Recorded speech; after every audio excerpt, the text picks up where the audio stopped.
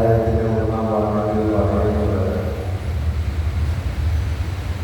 നിങ്ങളെക്കുറിച്ചുള്ള ദൈവഹിതം വിശുദ്ധിയാണ്. ദൈവം നമ്മൾക്കെല്ലാം പ്രതീക്ഷിക്കുന്നത് നാം വിശുദ്ധരായി ജീവിക്കണം എന്നുള്ളതാണ്. ആ വിശുദ്ധിക്കുള്ള മാർഗം പ്രാർത്ഥനയിലൂടെ മാത്രമേ സാധിക്കുകയുള്ളൂ എന്നുള്ളത് യേശുക്രിസ്തു തൻ്റെ ജീവിതത്തിൽ നമുക്ക് കാണിക്കാറുള്ളത്. പരിശുദ്ധനായ പരിവരത്തിന് വേണ്ടി ബാല്യകാലത്തിൽ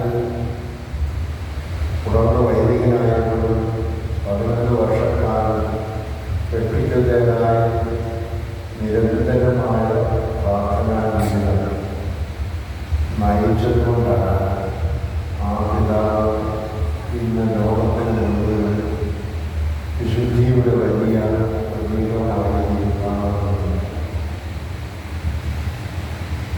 ആ പ്രാർത്ഥനയുടെ ഫലമായിട്ടാണ് 1776 നവംബർ ശേഷം പല പ്രകാശങ്ങളായി ഒറ്റ സഭയായിരുന്നതിനെ പല പ്രകാശങ്ങളായി അവതരിച്ച് 7 മെത്രാപ്പൊലീത്തന്മാരുണ്ടായെങ്കിലും അവർ ഒരുമിച്ച് ചേർന്ന് 40 ദിവസം ഉപവസിച്ച് പെട്ടിക്കന്തരായി പരിമലപുരുഷയോടൊപ്പം ജീവിതത്തിൻ്റെ ഫലമായിട്ടാണ് നഗരസഭയിൽ സമാധാനം കൈവരിക്കുവാൻ സാധ്യമായി. തൻ്റെ ജീവിതത്തിലുടനീളം നമ്മെ പഠിപ്പിക്കുന്ന ഒരു വലിയ സത്യമാണ് ജീവിത വിശുദ്ധി നമ്മൾ നേടണമെന്നുണ്ടെങ്കിൽ പ്രാർത്ഥനയല്ലാതെ അതിന് വേറെ മാർഗങ്ങളൊന്നുമില്ല. രണ്ടാമത് അദ്ദേഹം പഠിപ്പിക്കുന്നത് പ്രതികൂല സാഹചര്യങ്ങൾ വരുമ്പോൾ അതിനെ അതിജീവിക്കുവാനും നാം കഴിയുന്നതായ ജീവിത സംസ്കാരത്തിൻ്റെ നിർമ്മാണമാണ്.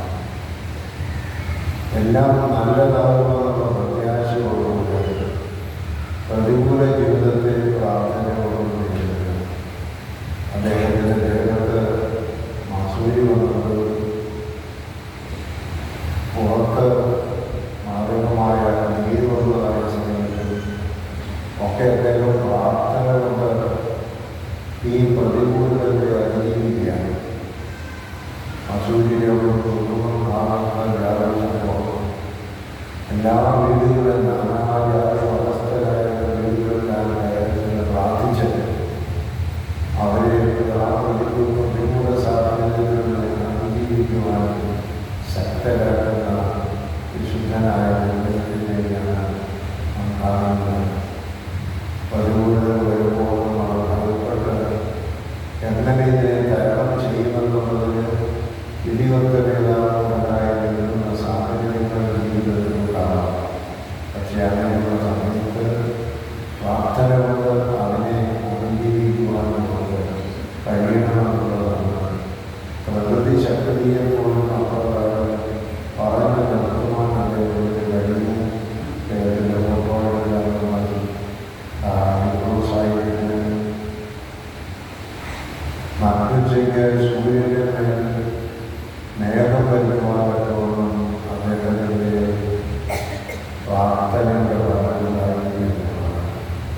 അപ്പോൾ ഏത് പ്രതികൂല സാഹചര്യങ്ങളും പ്രത്യേകിച്ച് നവീകരണത്തിൻ്റെ അണിയടയിലുണ്ടായ സാഹചര്യത്തിൽ അത് സഭയെ നശിപ്പിക്കാൻ വേണ്ടിയിട്ടുള്ളതാണ്.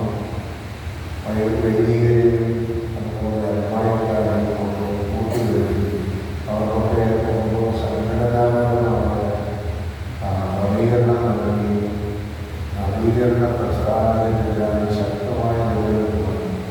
പ്രാർത്ഥനയോടുകൂടി അദ്ദേഹം പഠിപ്പിക്കുന്നത്.